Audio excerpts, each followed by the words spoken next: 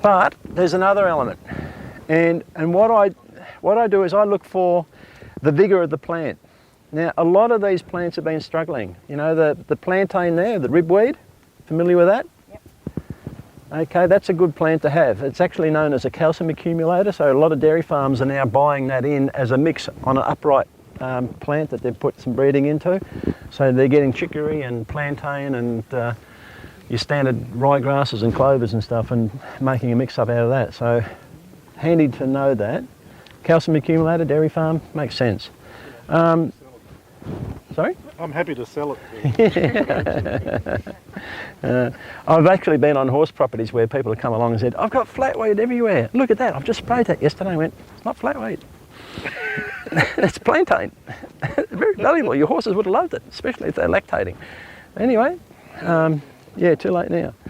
So what I look for is the vigour of the plant. And I'm looking at these and thinking, well, it's actually struggling. The capeweed has actually not got a big leaf on it.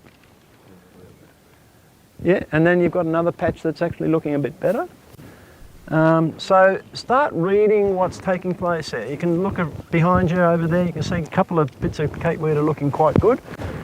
The area that we walked across there. But then that tells me, hey, the roots aren't able to get down there, or there's something in the soil that the plants don't really like, so they're not going to be vigorous and growing on, so conditions aren't right for them. So just because you've got a weed there doesn't necessarily mean it's going to be an infestation, because it's really not doing too well. One feature of the capeweed plant that's really interesting to know and useful is, I think I said this morning I did cut flowers some years ago, back at Coligny when I first got into the farming side of things, sort of seriously, or semi-seriously. And one of the things I discovered there is some seeds of flowers require sunlight on it to germinate. They need the light to allow the germination to take place. Capeweed's in that category. So you'll find that wherever you've got bare spots in the ground, capeweed will come up, it'll colonise, and it'll take over when we get our first rains. All right, and it's because it has light on it. If you don't want capeweed to grow, you either don't graze down so hard, or you mulch it with hay or something and keep the light off it, and you won't get the capeweed come out. The history of this paddock is that it was mowed for many years. Right.